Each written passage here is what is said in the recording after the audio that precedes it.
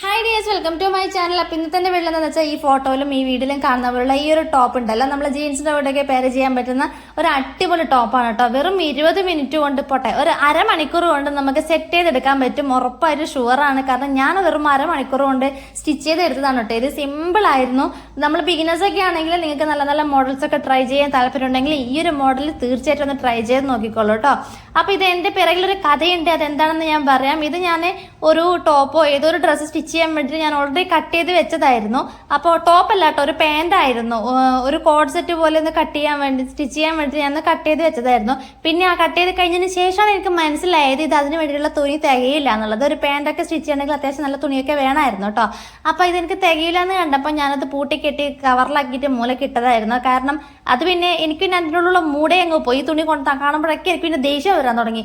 ഞാൻ ഉദ്ദേശിച്ച ആ സാധനം കിട്ടിയതും ഇല്ല. വെറുതെ ഉണ്ടായിരുന്ന നല്ലൊരു തുണി മുറിച്ച് കഷ്ണങ്ങളാക്കി ഇട്ടുകയും ചെയ്തു.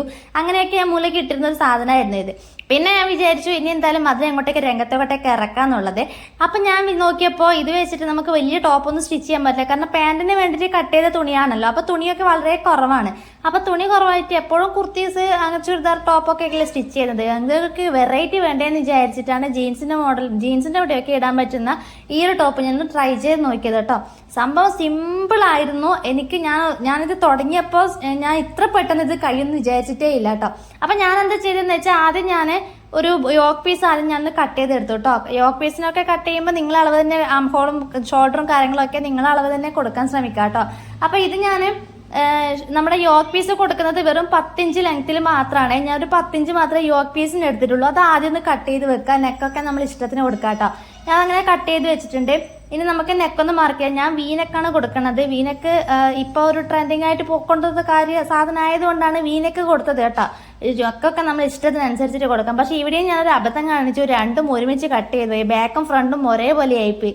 അത് വീനൊക്കെ കുറച്ച് താഴത്തിലാക്കിയതുകൊണ്ട് കഴുത്ത് മലന്നു പോകുന്നുള്ളൊരു പേടി കാരണം ഞാൻ അവസാനം ബാക്കി വന്നൊരു വേറൊരു പീസിൽ ഞാൻ ഈ ബാക്ക് പീസ് മാറ്റിയൊന്ന് കട്ട് ചെയ്തെടുത്തിട്ടുണ്ട് കേട്ടോ. രണ്ടാമതും ഞാൻ യൂനൊക്കെ കൊടുത്തിട്ടാണ് പിന്നെയുള്ളത് ഞാൻ കട്ട് ചെയ്തെടുത്തത്. അങ്ങനെ യോക്ക് പീസ് ഞാൻ ഇവിടെ റെഡിയാക്കി എടുത്തിട്ടുണ്ട്. ഇനി വേറൊരു പീസ് വെച്ചിട്ട് ഈ ഒരു യോക്ക് പീസിന് മുഴുവനായിട്ട് ഫ്രില്ലിട്ട് കൊടുക്കുകയാണ് ചെയ്യണത്. അത് ഈ വീഡിയോ കാണുമ്പോൾ മനസ്സിലാകും. സംഭവം സിമ്പിൾ ആണ് കേട്ടോ. നമ്മൾ ഇതേപോലെ ഈ ഒരു മോഡലൊക്കെ കുട്ടികൾക്കൊക്കെ ഡ്രസ്സ് സ്റ്റിച്ച് ചെയ്ത് കൊടുക്കുന്നതാണെങ്കിൽ കാണാൻ നല്ല ഭംഗിയായിരിക്കും. നമ്മൾ ഈ ടോപ്പ് നമ്മൾ ജീൻസിന്റെ കൂടെയൊക്കെ ഷോർട്ട് ആയിട്ടുള്ള ടോപ്സ് അല്ലേ ഇടുക. അതേ മോഡലിൽ തന്നെ പിള്ളേർക്കൊക്കെ നല്ല ഫ്രോക്കൊക്കെ സ്റ്റിച്ച് ചെയ്ത് കൊടുക്കുന്നതാണെങ്കിൽ നല്ല ഭംഗിയായിരിക്കും കേട്ടോ കാണാൻ വേണ്ടിയിട്ട്. ഞാനിപ്പോൾ ഇവിടെ നമ്മുടെ യോക്ക് പീസ് റെഡിയാക്കി എടുത്തിട്ടുണ്ട്. ഇനി എന്താ ചെയ്യേണ്ടതെന്ന് വെച്ചാൽ ഇതുപോലെ ലെങ്ത് ആയിട്ടുള്ളൊരു 2 പീസസ് എടുക്കാം കേട്ടോ. ഈ 2 പീസ് ഞാൻ ആ പാന്റിന് വേണ്ടി 2 കാലായിട്ട് കട്ട് ചെയ്തതായിരുന്നു കേട്ടോ. അപ്പൊ ഇത് എത്തൂലെന്ന് കണ്ടപ്പോഴാണ് എനിക്ക് ഇങ്ങനെയൊക്കെ ചെയ്യേണ്ടി വന്നത്. അങ്ങനെ ഒരു പീസ് ഞാൻ ഇതുപോലെ ഒന്ന് എടുത്തിട്ട് അതിന്റെ സെന്റർ ഒന്ന് മാർക്ക് ചെയ്യുക. അതിനുശേഷം നമ്മുടെ യോക്ക് പീസിന്റെ സെന്ററിലോട്ട് ഇതുപോലെ ഒന്ന് വെച്ചിട്ട് ഇതുപോലെ ഒന്ന് ഫ്രില്ലിട്ട് കൊടുക്കുക. ഇത്രയുള്ള പരിപാടിയിൽ ഇതൊന്നും നമുക്ക് ധൈര്യമായിട്ട് സ്റ്റിച്ച് ചെയ്ത് എടുത്താൽ മതി കേട്ടോ. അപ്പൊ സംഭവം സിമ്പിൾ അല്ലേ, കാണുന്ന പോലെ തന്നെയാണ്. സിമ്പിൾ ആണ് കേട്ടോ. സ്റ്റിച്ച് ചെയ്തെടുക്കാനും വളരെ പെട്ടെന്ന് തന്നെ ഒക്കെ നമ്മൾ സാധാരണ ചുരിദാർ ടോപ്പൊന്നും തയ്ക്കേണ്ട ഒരു പണിയും ഇല്ലായിരുന്നു ഇത് ചെയ്യാൻ വേണ്ടിയിട്ട്. നെക്സ്റ്റ് ഞാൻ സ്ലീവിനും ഒരു വെറൈറ്റി ലുക്ക് കൊടുക്കുന്നുണ്ട്. സ്ലീവ് ഞാനൊരു ബലൂൺ സ്ലീവ് പോലെയാണ് കൊടുക്കുന്നത്. ഇപ്പോഴത്തെ നമ്മളെ ഈ ഷോപ്പിലൊക്കെ തൂക്കിയിട്ടിരിക്കുന്ന ജീൻസിന്റെ കൂടെയൊക്കെ പേര് ചെയ്യാൻ പറ്റുന്ന ടോപ്പിനൊക്കെ നിങ്ങൾക്ക് ശ്രദ്ധിച്ചാൽ മനസ്സിലാകും. മിക്ക ടോപ്സിന്റെയും സ്ലീവ് എന്ന് പറയുന്നത് താഴത്തെ ഭാഗം ഒരു ഇലാസ്റ്റിക് വെച്ചിട്ട് ഒരു ബലൂൺ സ്ലീവ് മോഡലായിരിക്കും കൂടുതൽ ഉണ്ടാവുക. അപ്പൊ അതേ മോഡൽ തന്നെയാണ് ഞാൻ ഇവിടെയും കൊടുത്തത് കേട്ടോ. എന്തെങ്കിലുമൊക്കെ വെറൈറ്റി നമുക്ക് ട്രൈ ചെയ്ത് നോക്കണമല്ലോ.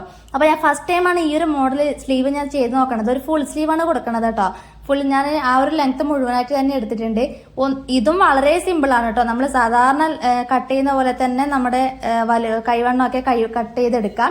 അതിനുശേഷം താഴത്തെ ഭാഗം ഉണ്ടല്ലോ, കൈയിന്റെ താഴത്തെ ആ ഒരു ഭാഗം ഞാൻ ഷേപ്പ് ചെയ്ത് കൊടുക്കാണ്ട് ഫുള്ളായിട്ട് അങ്ങനെ വിടുവാണ് ചെയ്യണത്. ലൂസാക്കി വിട്ടു കേട്ടോ.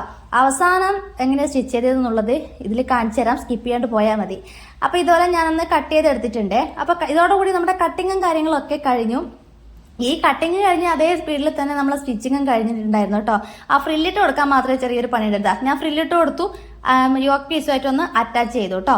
അതുപോലെ നമ്മുടെ സ്ലീവും സ്റ്റിച്ച് ചെയ്ത് കൊടുത്തു. ഇതൊക്കെ എല്ലാ വീഡിയോസിലും എല്ലാവരും കാണിക്കുന്നത് തന്നെയാണ്. അതുകൊണ്ടാണ് ഞാൻ അതൊന്നും ഡീറ്റെയിൽ ആയിട്ട് കാണിക്കാത്തത്. ഇനി ബലൂൺ സ്ലീവ് എങ്ങനെയാണ് ചെയ്തതെന്ന് വെച്ചാൽ നമ്മുടെ ഷേപ്പ് നമ്മളെ സ്ലീവിന് വേണ്ടിയിട്ടുള്ള ആ ഒരു ഷേപ്പ് ഉണ്ടല്ലോ, അത് ഞാൻ ഷേപ്പ് കൊടുക്കാതെ ലൂസാക്കി അങ്ങനെ വിടുക ചെയ്തത്. കൈവണ്ണം ആദ്യം മേലെ എടുത്ത് അതേ വണ്ണം തന്നെ താഴേക്ക് വേണം എടുത്തിട്ടുള്ളത് കേട്ടോ. അതിനുശേഷം ഇങ്ങനെ താഴത്തോട്ട് മടക്കി, ഇങ്ങനെ നമ്മൾ താഴത്തെ ഭാഗം മടക്കി അടിക്കുമല്ലോ, ആ മടക്കി അടിക്കുമ്പോൾ ഇതോടൊരു ഇലാസ്റ്റിക് കയറ്റാനുള്ള ഭാഗത്തിനുള്ള ഗ്യാപ്പ് വിട്ടതിന് ശേഷം മാത്രം ഒന്ന് കയറ്റി അടിക്കുക കേട്ടോ. ആദ്യം ഇതുപോലെ ഞാൻ മടക്കി അടിച്ചതിന് ശേഷം നമ്മുടെ കൈവണ്ണത്തിന് കറക്റ്റ് ആയിട്ടുള്ള ഇലാസ്റ്റിക് കട്ട് ചെയ്തെടുക്കുക, അത് അതിനുള്ളിലേക്ക് കയറ്റി കൊടുക്കുക. ഇത്രയേ ഉള്ളൂ. നമ്മുടെ ബലൂൺ സ്ലീവും വളരെ സിമ്പിളായിട്ട് ചെയ്യാൻ പറ്റുന്ന ഒരു കാര്യമാണ് കേട്ടോ. ഇനിയിപ്പോൾ ഇതായിരിക്കും ഡീറ്റെയിൽഡ് ആയിട്ട് വേണമെന്നുണ്ടെങ്കിൽ ഞാൻ വേറൊരു വീഡിയോയിൽ സ്പീഡായിട്ടല്ല ഡീറ്റെയിൽഡ് ആയിട്ടൊന്നും ഇടാം കേട്ടോ. ഇതിപ്പോൾ ഞാൻ ഒരു ടോപ്പിൻ്റെ സ്പീഡായിട്ട് കുറച്ച് പോകുന്നുണ്ടെന്നുള്ള കാര്യം എനിക്കറിയാം. സംഭവം വലിയ ലോങ് ആയിട്ടുള്ള വീഡിയോ ആയി പോകണ്ടെന്ന് വിചാരിച്ചിട്ടാണ് ഇത്രയും സ്പീഡിൽ പറയണത്. അങ്ങനെ നമ്മളെ ബലൂൺ സ്ലീവും ഇവിടെ റെഡി ആയിട്ടുണ്ട്. ഞാൻ ഇലാസ്റ്റിക് ഇതേപോലെ ഒന്ന് കയറ്റി കൊടുത്താൽ മാത്രം മതി. ഇനി സാധാരണ നമ്മൾ ജോയിൻ ചെയ്യുന്ന പോലെ തന്നെ രണ്ടറ്റവും കൂട്ടിമുട്ടിച്ച് ഒരു ജോയിൻ ചെയ്ത് കൊടുക്കുക.